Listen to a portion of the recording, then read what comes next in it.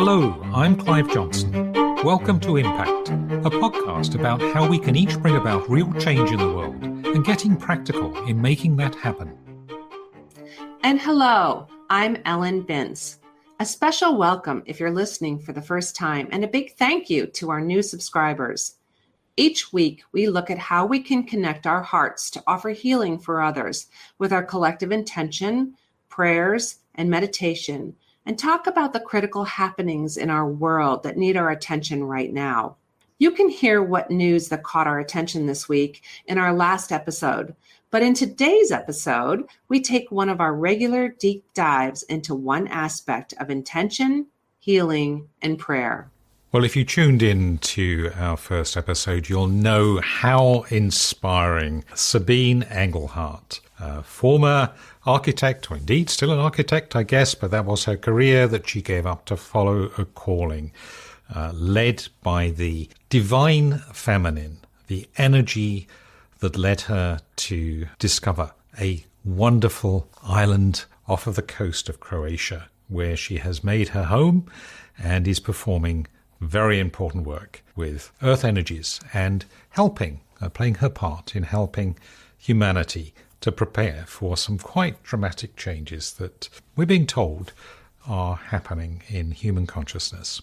So it's a great pleasure to welcome Sabine back again as we continue with our conversation. And Gia Viva, you provide, or I know you're taking a little bit of a break from that, but you've provided a space, haven't you, for people to come and go deeper and to really explore and to... Yeah, absolutely. I mean, it's very simple, let's say, being here. We're sort of outdoors most of the time. There are some glamping tents and some compost toilets and like a kind of shared kitchen, and the showers are outdoors, so everything is outside. Do you still have the donkey? Yes, and the donkey's there. There's chickens, and the chickens run through the kitchen. Lovely. So it's. But people that come there for a period of time, they will get involved in understanding how the, you don't go right through the life cycle of the food being produced. Yeah, and I think what is, there's also no Wi-Fi, and I think you really sort of land on earth with a thump in a way, and I think that's it. There are no distractions in a way, and there's no TV, and there's also little to read.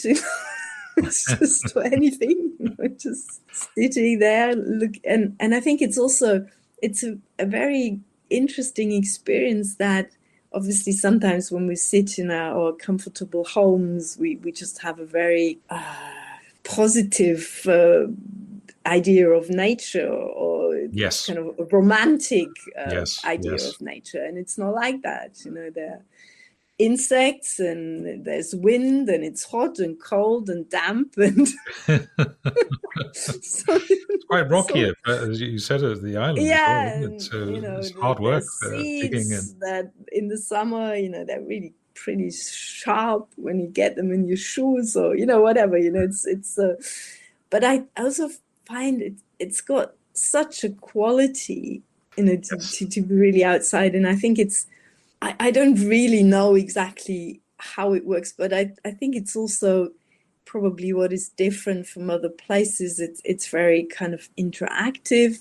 People have possibility to withdraw. They will have their places, but there's also mostly there is somebody in the kitchen. So, for some people, it would be, as I recall, it's not just coming for like a few days or a week-long retreat. It can be for quite some time they'll come, and it's sort of worked on different levels.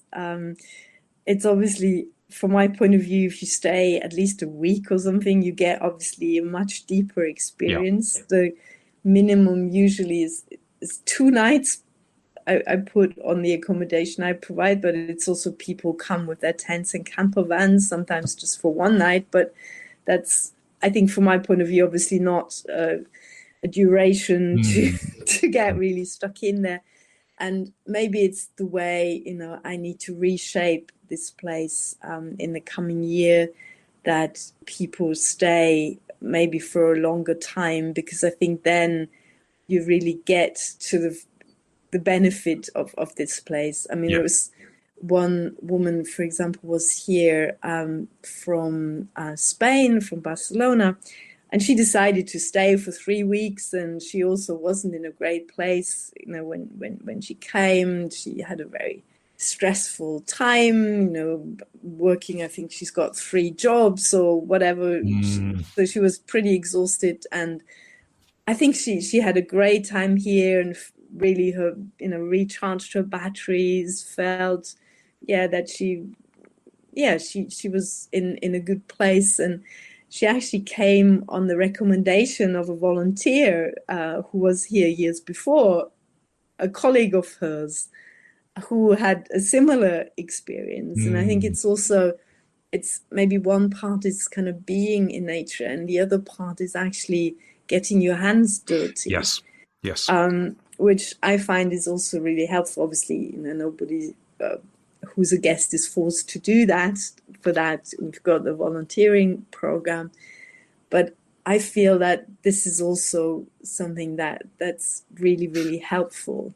It's certainly my impression that you actually enable people, particularly people from the city or have no real exposure to nature, not to just go out on country walks and enjoy being by the sea or whatever, but to really have this intuitive, there's got to be a better word than that, but this real getting back to the way it was connection with nature and detaching pretty much from, the material world. And I think that's maybe the materialistic world. It's kind of a step beyond what, there's a lot of retreats that will take you out into the forests and so on. But you kind of go a little bit beyond that, don't you? You look at the whole relationship, the consciousness, as we've just described it, the tuning in to Gaia's consciousness.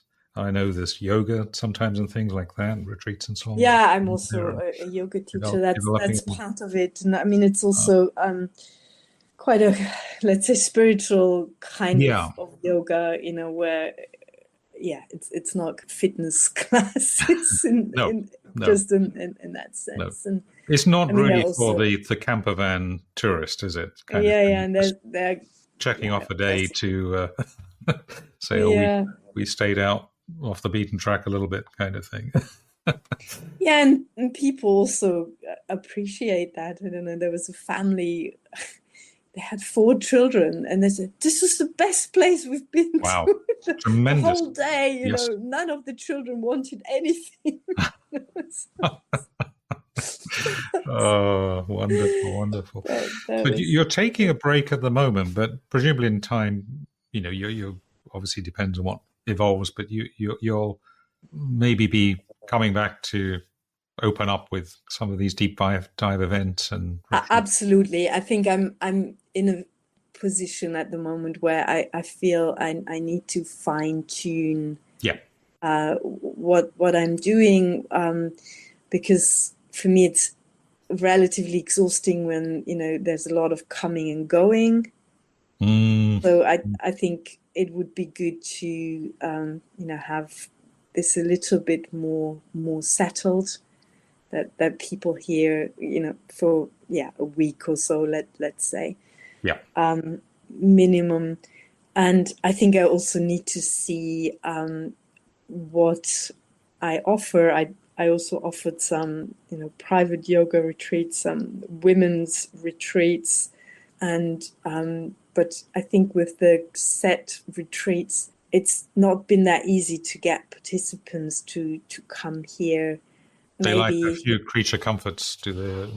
More. Yeah, it could be that could be one thing, but it's also, I think, especially after COVID, I heard from a lot of people it's been more difficult to fill retreats, and maybe I think I've run a few kind of private retreats. Maybe that's more the way to go. Yes. To offer something when there is interest.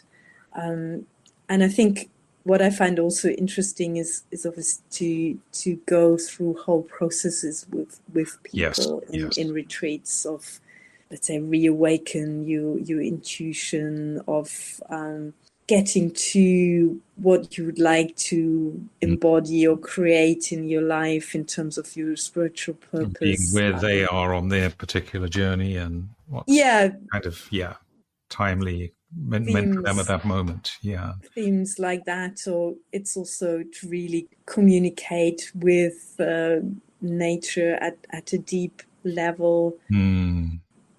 I mean, I always love reading your newsletter. I think it's once a month, isn't it, generally? Yes. So, I mean, certainly we'll put the links so people can find your website, bookmark it, so they know, when things start coming, they'll be aware of those, and also to subscribe to the newsletter and tune in that way as well, really. So we've covered quite a lot of ground. I'm wondering if there's anything in particular you feel we haven't really touched on that you or not touched on in quite the detail, perhaps, or different aspects you want. I mean, that's one thing I feel we haven't talked so much about. I think what I'm passionate about is, in a way, kind of spiritual skills or development we've been talking about. But I also feel, from what I see of the future, I have the impression that we will live very simply, more like we imagine indigenous people living. So what I feel is also quite important at present is to really up our practical skills. So this is something I do with volunteers, and I think sometimes it's fairly shocking actually where people at in that sense. The other day we had bad weather, and I had two male volunteers, one 20, one 24 years old, and none of those guys had ever threaded a needle. Wow. So it's actually fairly widespread today that young people don't get taught many practical things. Weaving, baking, all of these things. Any of those, I think. Repairing something, building something by yourself. And I think this has also been something, obviously, with my background. I'm an architect and a woodworker, but I also realized, obviously, drawing stuff and building stuff, they're two completely different sets of skills. And in that sense, it's also been a very amazing journey to learn a lot of practical skills I didn't have before. And I think another thing I'm trying to work on as well, this site is also completely off grid. Yes. So we have a rainwater tank and a solar array to also just see, that we get a little bit more independent of all the services around us. Or I'm always happy. Okay, I stopped growing potatoes, which is a bit of for various reasons. But I think when I look at it now, I think most of the time at a meal, I sort of think of what I bought and what has been produced here, or what we produced here. And I think it's more and more of the time that almost everything, apart from the carbohydrates, is actually from this land. Wow. So, that's on the plate. You're virtually self-sufficient then, really.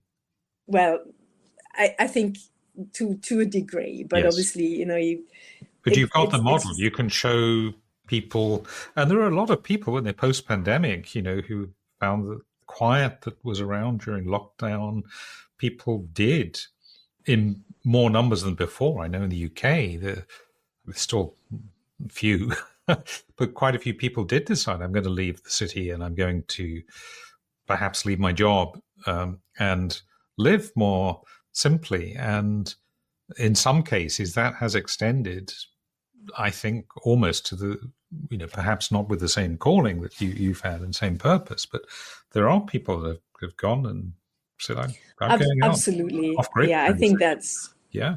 it has made a difference.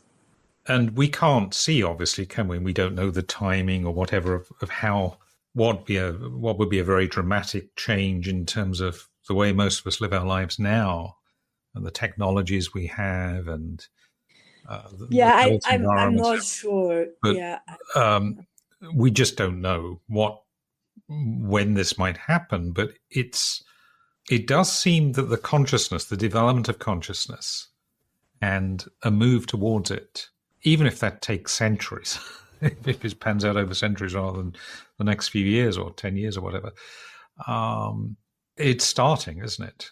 And clearly you seem to have an important role in that. Yeah. Yeah, I don't have clarity about the time scale, but I don't have the impression it's 100 years. I think it's less, and I think it can be quite a dramatic change. Yeah, it's obviously a whole. There's going to be wars or famine or environmental or a longer whatever. process of transformation. Absolutely. Yeah. I mean, it's not going to be in an instant, and I think this is also where it's very important that we find a way of grounding ourselves, because I think it's likely to be a rocky ride. And we definitely need people like you and the light workers around the world, if that's the right word, this network of people that are holding the light, working with the earth and tuning in, and I guess doing the work of the sages, the three women in the cave of old, in terms of holding, isn't it? Holding space. Yeah, absolutely. And I also find we have quite some kind of leeway in shaping. I call it the new Eden, actually. Yes. What is to come, and I think amidst all the news we have, all that's covered, in the media, it's very important to hold all the qualities we would like to see become reality, and I spend actually every morning channeling the qualities I would like to see into our new creation. Yes. And I think it's important to hold them as much as we can. Obviously, we sort of all, humans, so we sort of trip and fall in between times. Yes.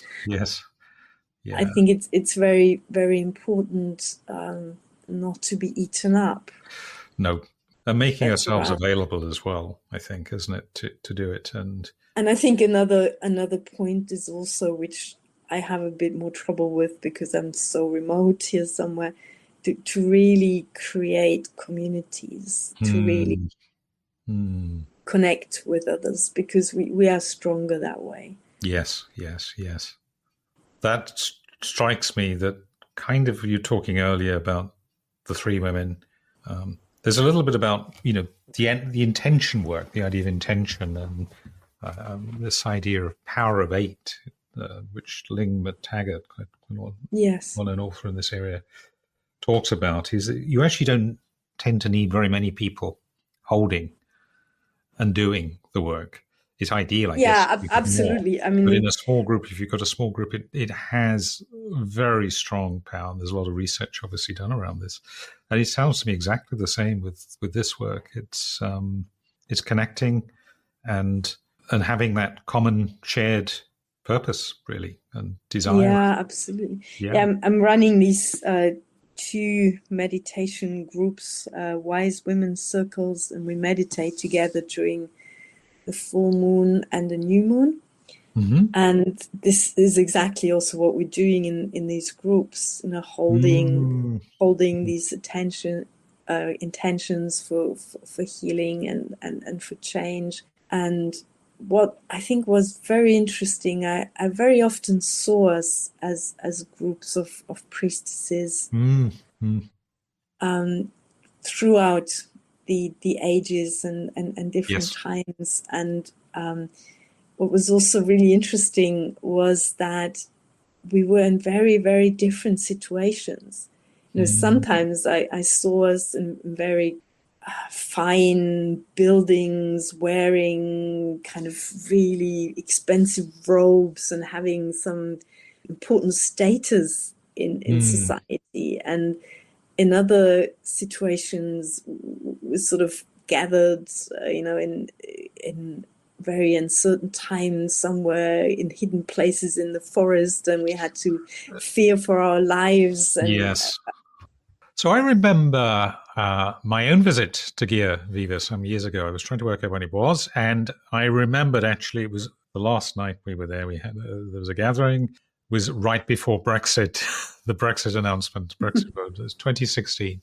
So I came as part of a gathering of geomancers, a conference called LifeNet. Can you let listeners know what that was about? International LifeNet gathering takes place every 2 years in different locations, and it's a meeting of geomancers, which was set up by the Bogachnik family from Slovenia. And it's really a way to exchange perceptions, visit different places, meditate together, engage in earth healing.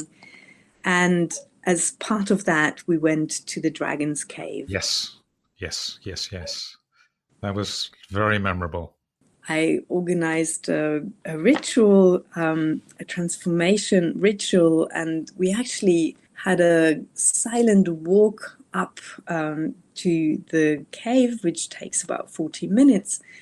And I asked people to meditate on what they find difficult to take or what bothers them in the world or within themselves.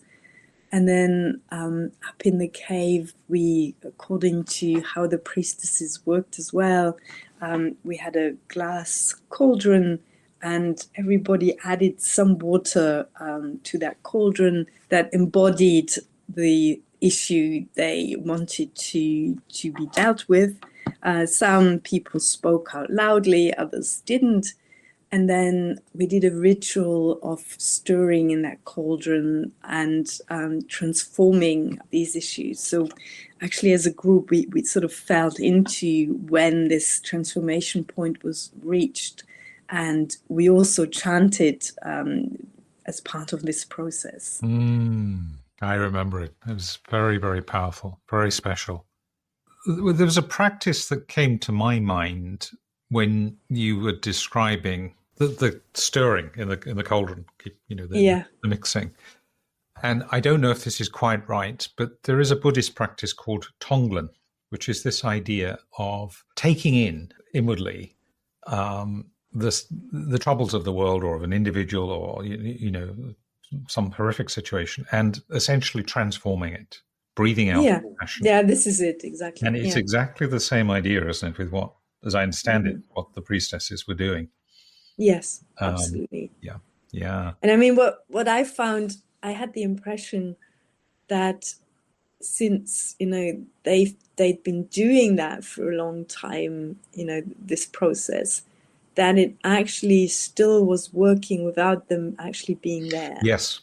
However, it seemed, from what I perceived, is that later the monks, the hermits who used the cave stopped it because they were not sure, what it was for. Yes, interesting. So and now there's tourists going there. Again, the role you're playing is protecting the energy a bit, isn't it? I mean, what we try to do with rituals is to reinstate the process. Yes. A cleaning process. We had the transformation process, let's say. You took us there, didn't we? We took a large glass bowl as a cauldron with water. Up there, and years on, I remember that as being incredibly powerful in terms of the feeling. It provoked for me, and I believe for others. That certainly seemed to be the reflections afterwards. It was very, very powerful. Oh yeah, I'm glad to hear that. Yeah, yeah. I've never had anyone comment on it No, actually. oh, I'm surprised. It Hmm. was certainly. I actually reflect on that not Wow. not infrequently. I would say because I think it was such a powerful. So no, I do remember that, Hmm.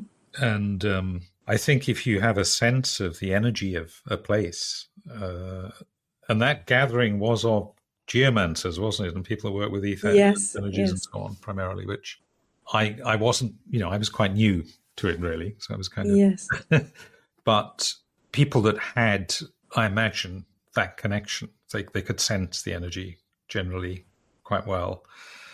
I would say it was palpable, absolutely. Yeah.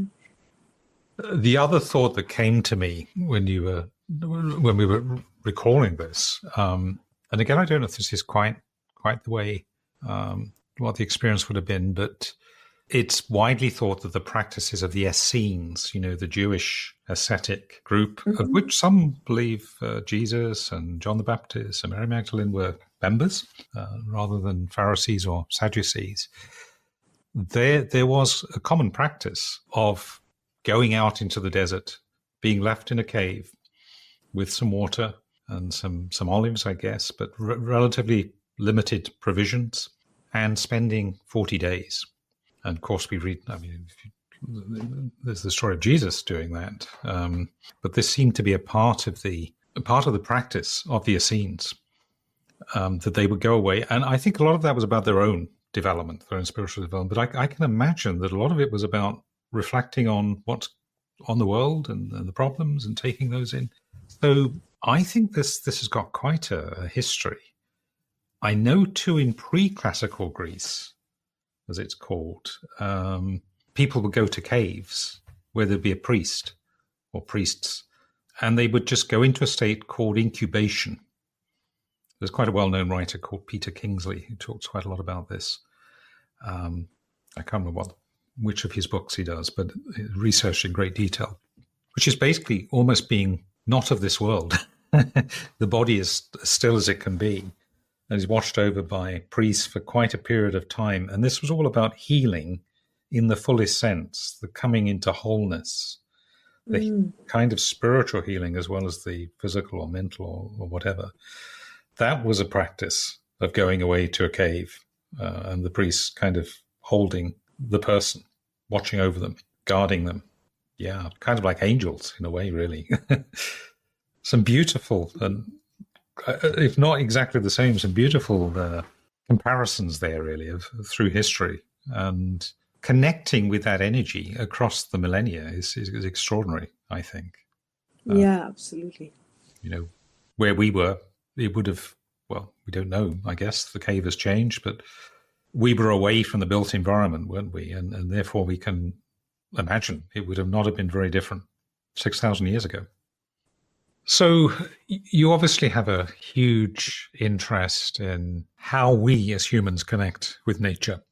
And you also have this deep conviction, this ministry that humanity is preparing for great change, or is going through a transition. Yeah, I think it's already started, and the work I'm doing here, I just wanted to put in that context, because it seems to me that once we manage to reconnect with ourselves and reconnect with nature, we can also relate to others in another way. Aha.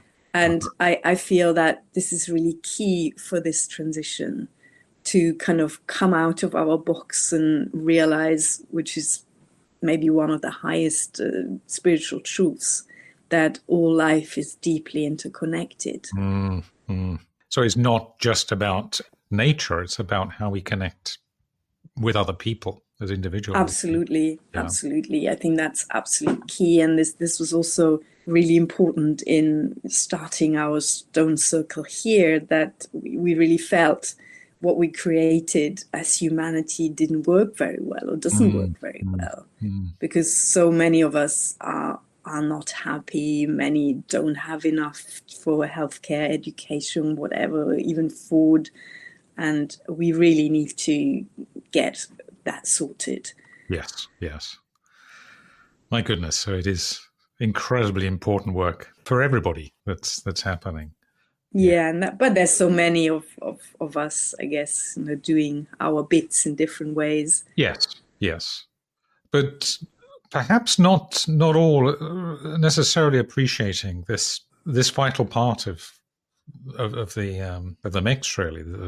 This need to reconnect with nature, almost as a prerequisite, as it were, in order Yeah, to this is how I would connect. see it. Yeah, it's kind of like remembering that we are part of Mother Gaia's work and part of all life, and that's where we find our connection with. Yeah, and I really had an exchange with a friend the other day regarding that more and more people are psychologically challenged or have mental health issues because of all the pressure we experience. And I find, once we experience ourselves as an integral part of nature, you're sort of never alone, you're never isolated, and you're always part of that network of life. Yes, which yeah. I think is also very healing in that sense, or grounding, you could say. Yes, yes. Now, we spoke earlier, we only really touched on this subject, your interest in permaculture and that being part of your heritage, really. Do you have further reflections on how that ties in now with the work you're doing and what contribution it's made? Yes, I'm really fond of permaculture in the sense that we as humans can play an active role in increasing biodiversity, and also in initiating social change in terms of social permaculture. However, I think I have a little reservation in that sense that it's still traditionally something that's quite human-centered, that's sort of quite a technical or scientific approach how to resolve things. And I think what is missing or has been missing is that we are in the context of other sentient beings, and they all have the same rights as we have. Yes. So this part of permaculture is actually referred to as sacred permaculture. And what I've noticed in the last few years is that this part is actually finding its way into permaculture. So I'm very pleased about that. And it's this intuiting again, this actual rediscovering, remembering this sense we have, this ability to sense what a plant or a seed, whatever it is, Yeah, and it just opens up many new possibilities to actually communicate with plants and check out their needs. And this is actually what people did who originally set up Vinton. Yes. So this is actually the origin of Vinton. And I guess when you're planting, you're kind of offering a blessing. Would that come with it? You're willing for the... Yeah, absolutely. I do that, and I also try to remember. I don't always do. Obviously gardening is also an intervention. You pluck out, pick out you weed the plants you don't want to have, and to explain to them why you're doing that. So when you pruning trees, to also communicate with them. And I mean, as far as the olive trees are concerned, they absolutely love that, being kind of cared for in that sense. Beautiful. I guess the fruit tastes better as a result. I haven't actually checked that out. You'd need to do a blind test or something, wouldn't you? I know when I've one practice sometimes is blessing water. So, just pouring tap water into a glass, which you might drink. And if you hold the glass and just pray and bless it, whether this is psychology, if you want to be a little skeptical about it. But well, yeah, There does seem to be a difference. Yeah. Emoto has proven that exactly. it works. And Yeah.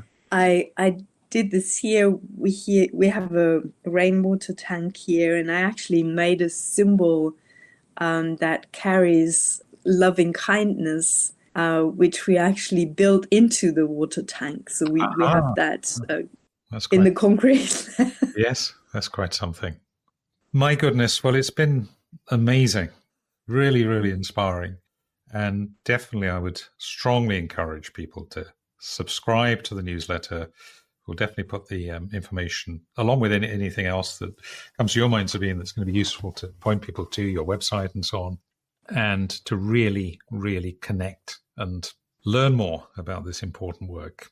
Bless you and thank you. And maybe we'll chat again sometime. Yeah, thank you so much, Clive. It's been a pleasure. Bless you. Thank you. Thank you. That about wraps it up for this episode. Remember, you can connect with us in the Facebook group and for live intention in my Daily Insight Timer offerings and with Ellen in the Labyrinth Activist Network's Zoom calls. Details of how to hook up with these are in our show notes. And don't forget our main intention for this week, which we'll also put in the show notes. Look out too for our weekly news episode, which we'll be releasing in the next few days. Thank you for listening and for sharing with us and holding intentions. We look forward to connecting again next time. And in the meantime, thank you, go well, stay safe. And remember, we're more powerful together. Impact is presented by Ellen Vince and Clive Johnson and produced by Impact Productions. Our theme music is by Chris Collins and our logo artwork is by Auto Classic.